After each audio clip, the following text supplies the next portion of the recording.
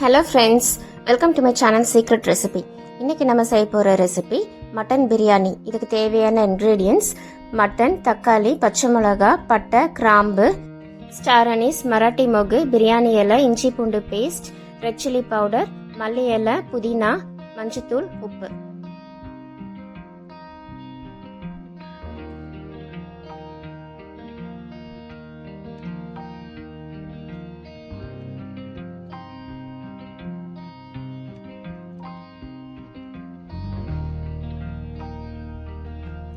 Mutton biryani நம்ம குக்கரில் செய்யும்போது சாதம் நல்லா குழையாம நம்ம செய்யலாம். மட்டன் பிரியாணி நம்ம குக்கரில் செய்யும்போது தண்ணி அளவாக ஊற்றி நம்ம செய்யும்போது சாதம் குழையாம வரும். மட்டன் பிரியாணி ரொம்ப டேஸ்டியாக இருக்கும். இதோட மட்டன் குழம்பு ரைத்தா வச்சு சாப்பிடும்போது இதோட டேஸ்ட் வேற லெவலில் இருக்கும். ஸோ ஃப்ரெண்ட்ஸ், மட்டன் பிரியாணி இந்த குக்கரில் எப்படி பண்ணுறதுங்கிறத இப்போ நம்ம பார்க்கலாம். இந்த வீடியோக்குள்ளே போகிறதுக்கு முன்னாடி சீக்ரெட் ரெசிபி சேனலுக்கு சப்ஸ்கிரைப் பண்ணுங்கள். ஸோ தட் என்னோட நோட்டிஃபிகேஷன்ஸ் எல்லாமே உங்களுக்கு வந்துடும். இப்போ வாங்க இந்த ரெசிபி எப்படி பண்ணுறதுன்னு பார்க்கலாம். அடுப்பில் குக்கர் வச்சுருக்கேன். கொஞ்சமாக எண்ணெய் சேர்த்துக்கலாம். நம்ம பிரியாணி செய்யும்போது எண்ணெய் கொஞ்சம் அதிகமாக தான் நம்ம சேர்த்தணும்.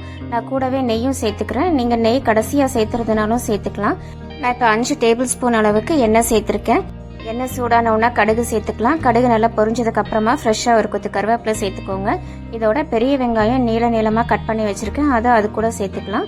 நான் 2 பெரிய வெங்காயம் எடுத்திருக்கேன், நீளமாக கட் பண்ணி வச்சுருந்தேன், அதை அது கூட நம்ம சேர்த்துட்டோம். சேர்த்துட்டு இதை நல்லா வதக்கி விட்டுருங்க. நமக்கு வெங்காயம் நல்லா எண்ணெயில் வதங்கணும். இதோட ஒரு பீஸ் பட்டை சேர்த்துக்கோங்க. ஸ்டார் அனீஸ் 3 சேர்த்துக்கோங்க.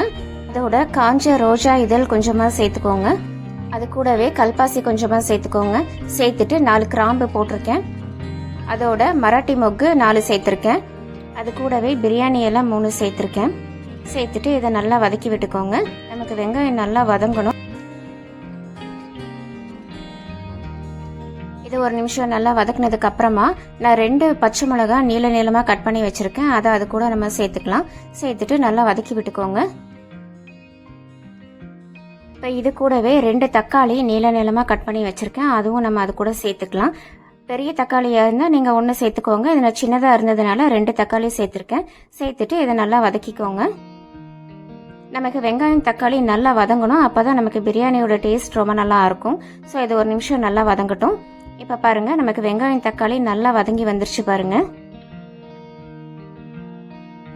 இப்போ இதை நல்லா வதங்கினதுக்கு அப்புறமா நான் 1 கப்பில் புதினா பொடி பொடியாக கட் பண்ணி வச்சுருக்கேன், அதை அது கூட நம்ம சேர்த்துக்கலாம்.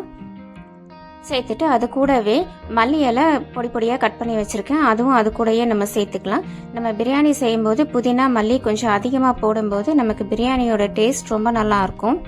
ஸோ நீங்கள் பிரியாணி செய்யும்போது கொஞ்சம் அதிகமாகவே நீங்கள் சேர்த்துக்கோங்க. சேர்த்துட்டு இதை எண்ணெயிலேயே ஒரு நிமிஷம் நல்லா வதக்கி விட்டுக்கோங்க.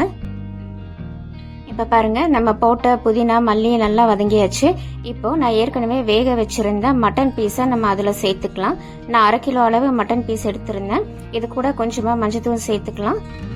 நமக்கு மட்டன் வேகிறதுக்கு கொஞ்சம் லேட் ஆகும், அதனால நான் ஒரு 6-7 விசில் வச்சு நான் ஏற்கனவே நல்லா வேக வச்சு வச்சுருந்தேன். இப்போ அது கூட நான் சேர்த்துருக்கேன். இதோட 3 ஸ்பூன் அளவு இஞ்சி பூண்டு பேஸ்ட் சேர்த்துக்கலாம். சேர்த்துட்டு நம்ம மட்டன் கூடயே நல்லா வதக்கி விட்டுக்கோங்க. நமக்கு இஞ்சி பூண்டு பேஸ்ட் போட்டு நல்லா வதக்கி விடும்போது நமக்கு மட்டனோட ஃப்ளேவர் ரொம்ப நல்லா இருக்கும். இப்போ இதை வதக்குனதுக்கு அப்புறமா காரத்துக்கு மிளகாய் தூள் சேர்த்துக்கிறேன். நான் 2 ஸ்பூன் அளவு மிளகாய் தூள் சேர்த்துருக்கேன். நான் பச்சை மிளகாய் ஏற்கனவே 2 சேர்த்துருந்தேன். இப்போ நான் அதுக்கேற்ப நான் மிளகாய் தூள் சேர்த்துருக்கேன். உங்கள் காரத்துக்கு தகுந்த மாதிரி நீங்கள் சேர்த்துக்கோங்க. காரம் இன்னும் கொஞ்சம் அதிகமாக தேவைப்பட்டுச்சுன்னா நீங்கள் இன்னும் கூட கொஞ்சமாக சேர்த்துக்கோங்க. சேர்த்துட்டு இதை நல்லா வதக்கி விட்டுக்கோங்க. எல்லாமே சேர்த்துனதுக்கு அப்புறமா இது ஒரு 2-3 நிமிஷம் அப்படியே நல்லா வேகட்டும். இப்போ பாருங்கள், நமக்கு நல்லா வெந்துட்டுருக்கு பாருங்கள். மட்டன் பீஸு இந்த மசாலாவோட நல்லா வெந்துட்டுருக்கு. இந்த பிரியாணி செய்கிறதுக்கு நான் மசாலா எதுவுமே அரைக்கல, எல்லாமே ஃப்ரெஷ்ஷாக அப்படியே சேர்த்து தான் நான் செஞ்சிட்ருக்கேன். இப்போது இது ரெடி ஆனதுக்கப்புறமா இது கூட நம்ம அரிசி சேர்த்துக்கலாம். நான் பிரியாணி அரிசி 3 டம்ளர் அளவு நான் எடுத்திருந்தேன். அரிசி ஒரு 20 நிமிஷத்துக்கு முன்னாடி நான் ஊற வச்சுருந்தேன். ஊற வச்ச அரிசியை இப்போ நான் சேர்த்துருக்கேன். சேர்த்துட்டு இதுக்கு நம்ம தண்ணி சேர்த்துக்கலாம். 3 டம்ளர் அரிசிக்கு 5.5 டம்ளர் தண்ணி நான் சேர்த்துருக்கேன். நமக்கு பிரியாணி அரிசிக்கு கொஞ்சம் கம்மியாகவே நம்ம தண்ணி சேர்த்துனா போதும். தண்ணி அதிகமாக சேர்த்தும் போது பிரியாணி கொஞ்சம் குழஞ்ச மாதிரி வரும். அதனால நீங்கள் 1/2 டம்ளர் கொஞ்சம் கம்மியாகவே நீங்கள் தண்ணி சேர்த்துக்கோங்க. மட்டன் வேக வச்ச தண்ணியும் சேர்த்து தான் நான் ஊற்றிருக்கேன். தண்ணி சேர்த்துனதுக்கு அப்புறமா இந்த சாதத்துக்கு தேவையான உப்பு நீங்கள் சேர்த்துக்கோங்க. சேர்த்துட்டு இதை ஒரு தடவை நல்லா கலந்து விட்டுக்கோங்க. நம்ம மட்டன் ஏற்கனவே நல்லா வேக வச்சு இதில் போட்டிருக்கிறதுனால நமக்கு சாதம் 2 விசில் வச்சேன்னா நமக்கு வெந்துடும். ஒவ்வொரு குக்கரில் ஒவ்வொரு மாதிரி இருக்கும். எனக்கு 2 விசில் வச்சா எனக்கு கரெக்டாக இருக்கும். ஸோ இப்போ அதை மூடி வச்சிடலாம். மூடி வச்சு ஒரு 2 விசில் வர வரைக்கும் வெயிட் பண்ணலாம். இப்போது இந்த சாதம் ரெடி ஆகிறதுக்குள்ள நம்ம ரைத்தா பண்ணிடலாம். நான் கெட்டி தயிர் கொஞ்சமாக எடுத்து வச்சுருக்கேன். நம்ம ரைத்தா பண்ணும்போது தயிர் கொஞ்சம் கெட்டியாக இருந்தால் நமக்கு டேஸ்ட் நல்லாயிருக்கும். இது கூட பெரிய வெங்காயம் நீளமாக ரொம்ப லேசாக கட் பண்ணி வச்சுருக்கேன். அதை அது கூட நம்ம சேர்த்துக்கலாம். சேர்த்துட்டு இந்த டிஷ்க்கு தேவையான உப்பு நீங்கள் சேர்த்துக்கோங்க. இதோட நீங்கள் பச்சை மிளகாய் கூட சேர்த்துக்கலாம். பொடி பொடியாக கட் பண்ணி சேர்த்துக்கோங்க. அதோட தக்காளியும் சேர்த்துக்கலாம். தக்காளி டேஸ்ட் உங்களுக்கு பிடிக்கும்னா நீங்கள் சேர்த்துக்கோங்க. சேர்த்துட்டு இதை நல்லா கலந்து விட்டுருங்க. இப்போ பாருங்கள், நம்மளோட ரைத்தா ரெடி ஆயிடுச்சு. இது அப்படியே இருக்கட்டும். இப்போ நமக்கு சாதம் ரெடி ஆயிடுச்சு. 2 விசில் வந்து கேஸ் ரிலீஸ் ஆயிடுச்சு. இப்போ நம்ம இதை ஓப்பன் பண்ணி பார்க்கலாம். இப்போ பாருங்கள், நம்மளோட சுட சுட மட்டன் பிரியாணி அருமையாக ரெடி ஆகிருக்கு பாருங்கள். இந்த சாதத்து மேலே ஒரு லெமன் உங்களுக்கு விருப்பப்பட்டால் நீங்கள் அதை பிழிஞ்சு விட்டுக்கோங்க. உங்களுக்கு அந்த டேஸ்ட் பிடிக்கும்னா நீங்கள் அதை யூஸ் பண்ணிக்கோங்க. சாதம் அடியிலேருந்து நல்லா கலந்து விட்டுக்கோங்க. நமக்கு சாதம் ரொம்பவுமே கலந்து விடக்கூடாது, நமக்கு சாதம் உடஞ்சிரும். ஸோ நீங்கள் லேசாக கலந்து விட்டுக்கோங்க. இப்போ பாருங்கள், சாதம் நல்லா குழையாம உதிரி உதிரியாக வந்திருக்கு பாருங்கள்.